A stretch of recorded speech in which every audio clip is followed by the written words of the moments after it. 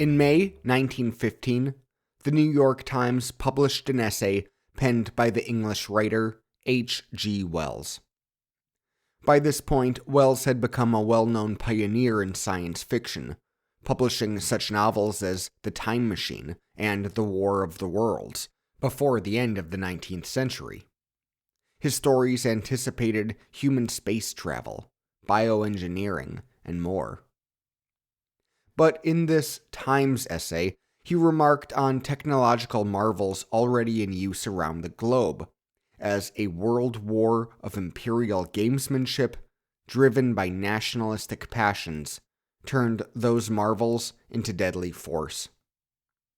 Quote, "The submarine and the aircraft are quite typical of the new order of things.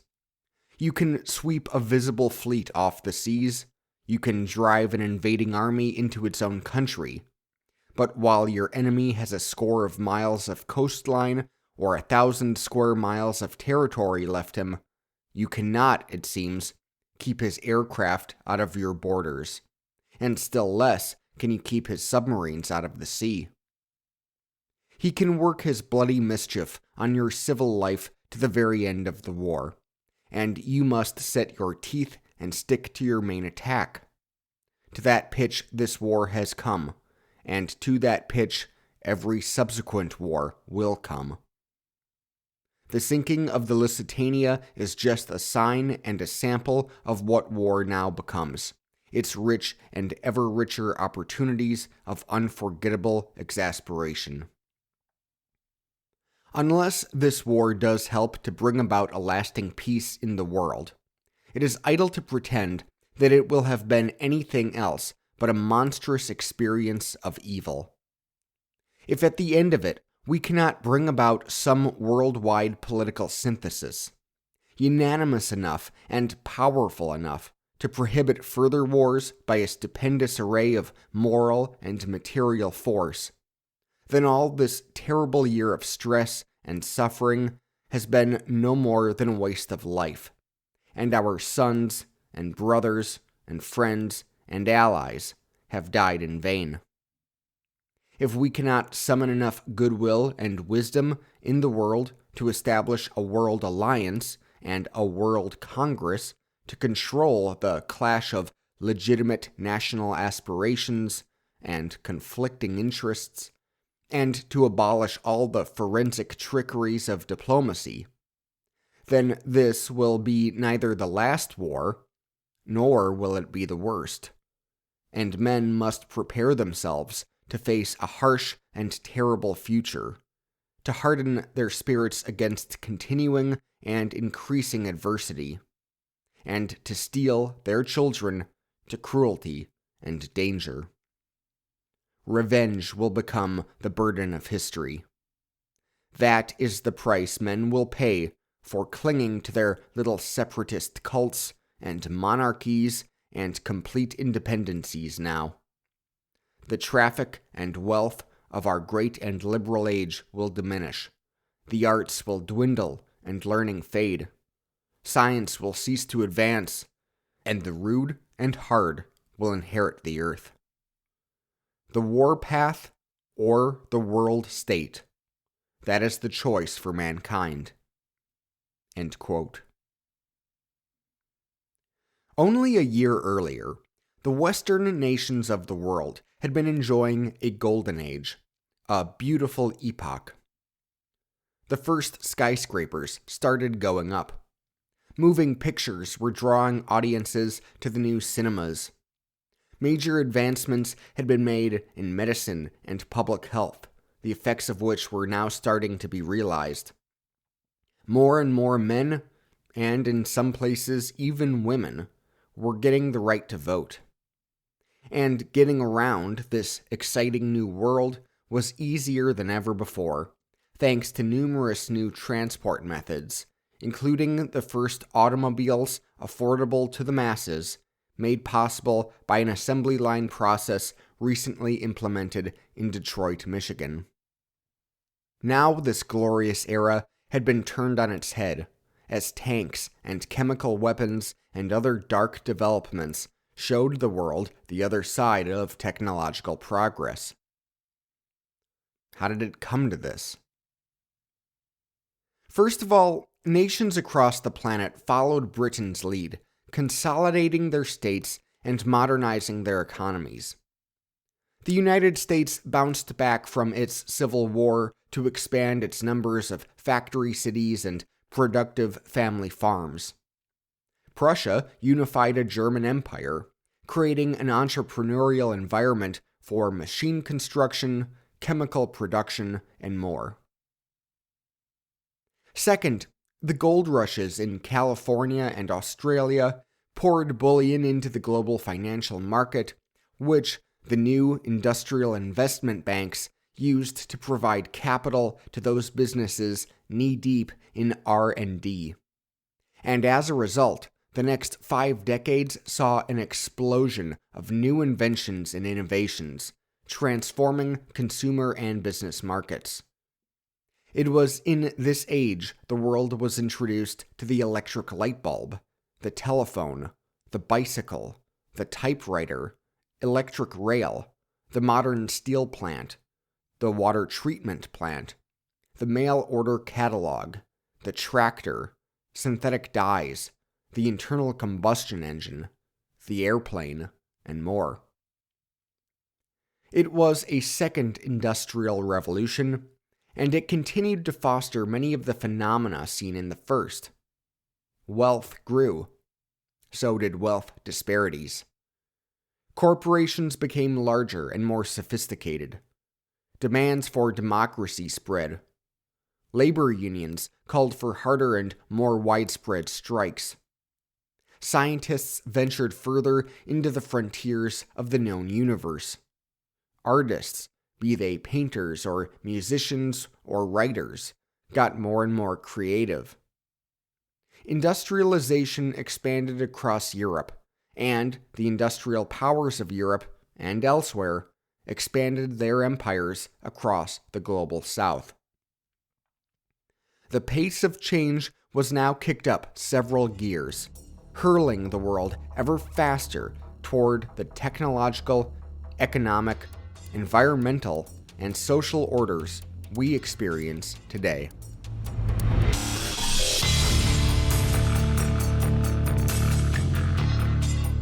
This is the Industrial Revolutions. Chapter 56, The Technological Revolution.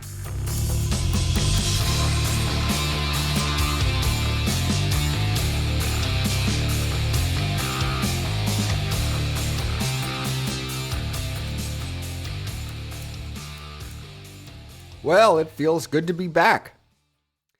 Now, this will be an introductory episode to the Second Industrial Revolution, so it's a little shorter than usual. Before we get going, though, I want to take a second to say thank you to everyone who supports the Industrial Revolutions each month on Patreon. Special shout out to new patron John Newton, as well as Hakeem Ahmed, Jim Ankenbrandt, John Bartlett, Adam Bibby, Chris Bradford, Elizabeth Brooking, Harriet Buchanan, Jeppe Burkhardt, Tara Carlson, Amelia Duncan, Matthew Frost, Michelle Gersich, Michael Hosknet, Jason Hayes, Jeremy Hoffman, Eric Hoganson, Ian Lacane, Mac Loveland, Andrew C. Madigan, Duncan McHale, Dennis Morgan, Emeka Okafor, Ido Uziel, Brad Rossi, Christian Sebast, Jonathan Smith, Brandon Stansbury, Sebastian Stark, Ross Templeton, Walter Torres, and Seth Wiener. Thank you all.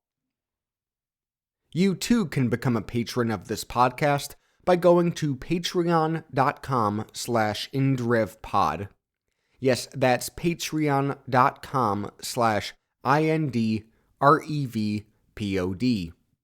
For just $1 per month, you can access an ad-free stream and get bonus content at the end of each episode, what I call the footnotes. There are additional perks for additional levels, including a monthly book review, merchandise, and more. So again, go to patreon.com/indrevpod to sign up and support the show. Okay, on with the program. The Second Industrial Revolution, or the Technological Revolution as it's sometimes called, lasted from 1870 to 1914. At just 44 years, it is the shortest of the industrial revolutions. Now, I think I've mentioned this a few times in the past, but I'll say it again. The more I do this podcast, the less I think of the idea of multiple industrial revolutions to describe the history of industrialization. The history is more complex than that. The concept is really only useful to me as a way to break up this podcast for my research and narrative building. However, the idea of a distinct period from 1870 to 1914 seems to be one of the more consistently embraced ideas found in the economic history books. And even among those who argue that the Industrial Revolution lasted into the 20th century, many still mark its end with the start of the First World War. In fact, while the start year of this Second Industrial Revolution varies a little bit from scholar to scholar, some started closer to 1860, some closer to 1880, almost everyone ends it in 1914. As our old friend Hobsbawm put it, quote, August 1914 is one of the most undeniable natural breaks in history. It was felt to be the end of an era at the time, and it is still felt to be so. End quote. I don't think I'm alone in thinking that the present pandemic will be remembered as another such natural break in history. You can kind of feel it, can't you? The sense that our social mores, our political and economic systems, perhaps even the fate of our planet, to say nothing of our global civilization, seems to be on the verge of a great transition, a new reformation of sorts. And this was certainly what the people of the time felt living through World War I.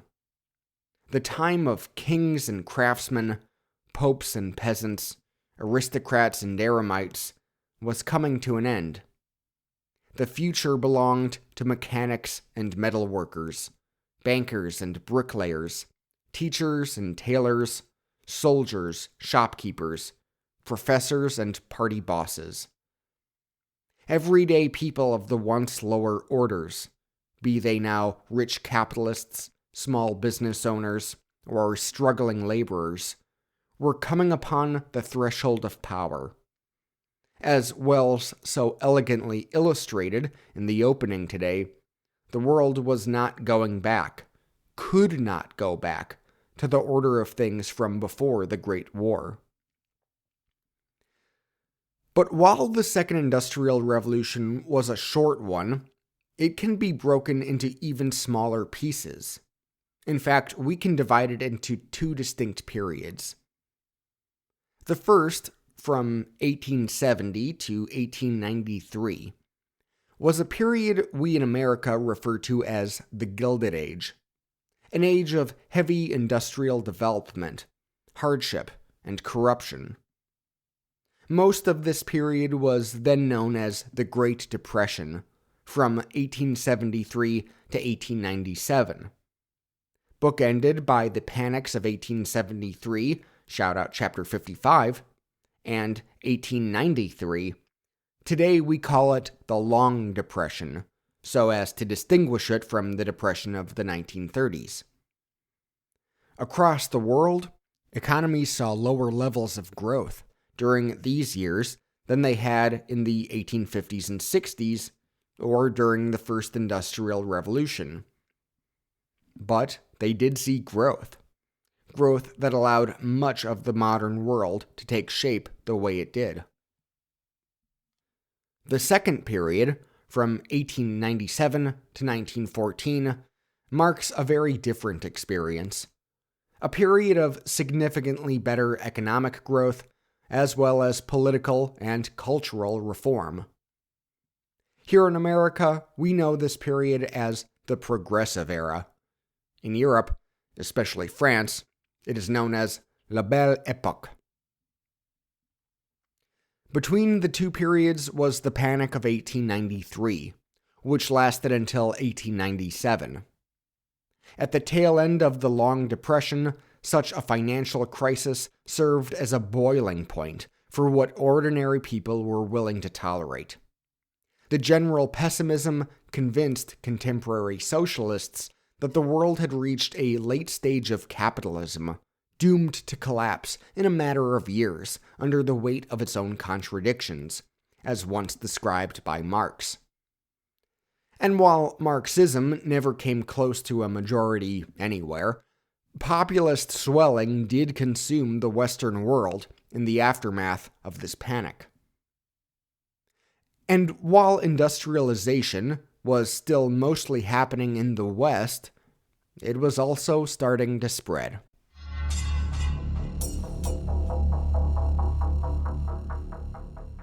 So, I would estimate that, so far, roughly half the podcast has focused on the United Kingdom, especially England. That's about to change. With the arrival of the Second Industrial Revolution, the geographic focus of this podcast will shift away from the UK. The stories will be set less in places like Birmingham and Manchester, and more in places like Essen, Chemnitz, Cleveland, and Pittsburgh. Perhaps no city was a better focal point of the Second Industrial Revolution than Chicago, which underwent huge and interdependent advancements in the second half of the 19th century. Shipping and railroads, banking and futures trading, mass food production, public health crises, public works projects, a great fire, and a World's Fair. None of this is to say we'll abandon the Brits entirely. They will remain a first-tier economic and imperial power. But the Long Depression hit Britain especially hard. Almost nowhere else did the pace of economic growth slow more. And it overlapped with a period of especially liberal trade policies. And the British, who were more committed to the ideal of free trade than any other country, now wrote of German and American invasions hitting their shores in the form of imported goods. The Germans and Americans, for their parts, followed a pretty similar playbook. Both greatly expanded their production of steel, thanks to guys like Alfred Krupp and Andrew Carnegie. Both invested in electrical power generation and invented new machine technologies. Both recruited tens of thousands of miners to dig beneath the earth and extract the coal necessary for these advancements. Both took a scientific approach to managing their workforces.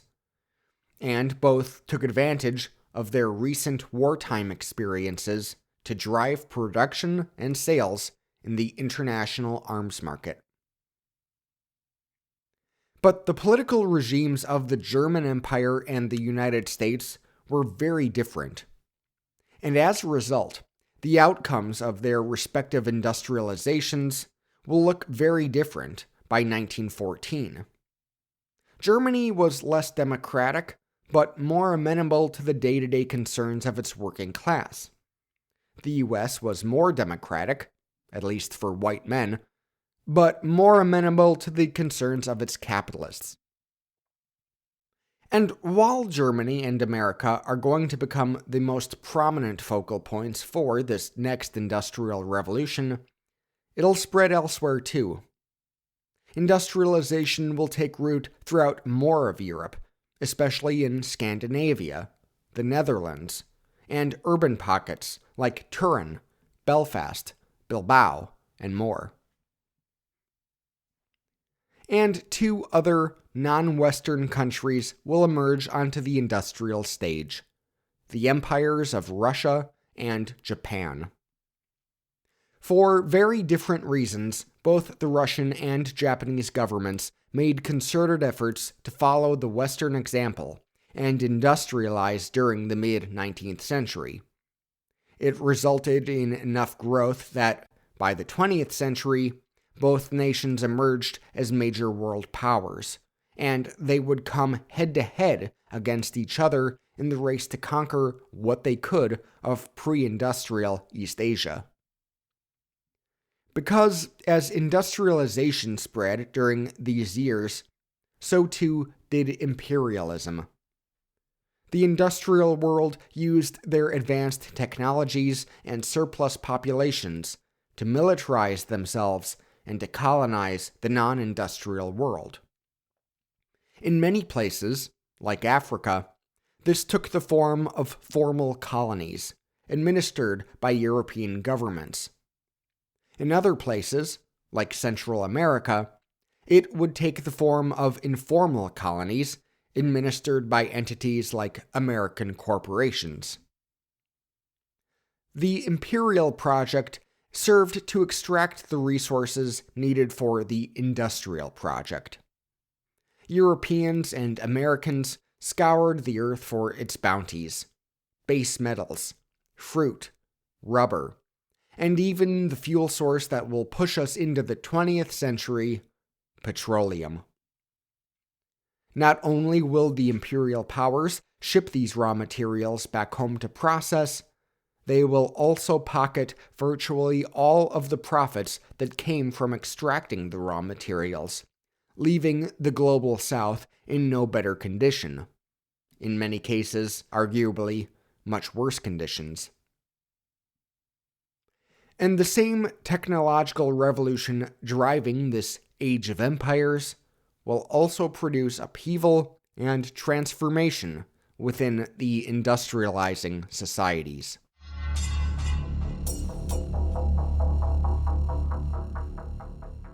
The technological revolution will be the focus of this podcast for at least the next 2 years, probably 3. Much like I did with the first industrial revolution, my plan is to break it into 2 chunks. In the first industrial revolution, I broadly tried to split it between A, the inventions of the spinning jenny and Watt steam engine up to the Napoleonic Wars, and B, the Napoleonic Wars up to the springtime of the peoples in 1848. In this second industrial revolution, I will try to neatly split it between A, the Gilded Age/Long Depression, and B, the Progressive Era/Belle Époque. Of course, the split probably won't be all that neat, as many of the topics I'll be devoting episodes to will inevitably overlap the 2 time frames. So here's a taste of what's coming. The technological revolution will, of course, have a lot of new technologies to talk about, as well as the figures who invented them and/or delivered them to market. That means we'll be talking about Thomas Edison's light bulbs and Alexander Graham Bell's telephone. It means the new steel furnaces and rubber plants. It means John D. Rockefeller and Standard Oil. It means the Wright brothers' famed flight at Kitty Hawk. It means a slew of more overlooked innovations as well. But it also means societal transformation. It was during this age that serfdom and chattel slavery were finally abolished for good. Inventors and industrialists surpassed dukes and lords in terms of informal social status. Public pensions were introduced. Living standards and the quality of housing improved dramatically. Sports were professionalized. And the cost of food, long the biggest line item of a family's budget, fell as agricultural products were more effectively commoditized. It was also an age of brutal exploitation for Africans, Asians, and Latin Americans. workers' rights were ignored, and labor unions were violently suppressed. Immigrants found themselves crammed into tenement housing. Rebellions and revolutions appeared in France, Spain, Portugal, Mexico, Argentina, the Philippines, China, Russia, and beyond. And, not knowing it, of course, the world was hurtling toward a catastrophic war that touched almost every continent.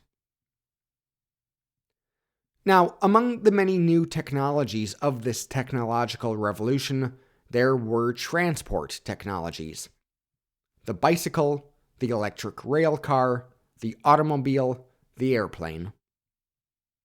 But it was also the height of the railroad age, and the steam-driven locomotives were pulling not only the trains of these railroads, but also massive changes to everyday life. When the Industrial Revolution returns in 2022.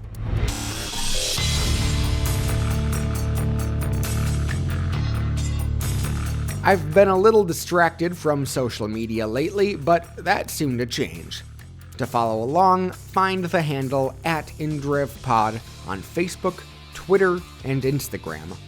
That's @IndrevPod. Thanks again.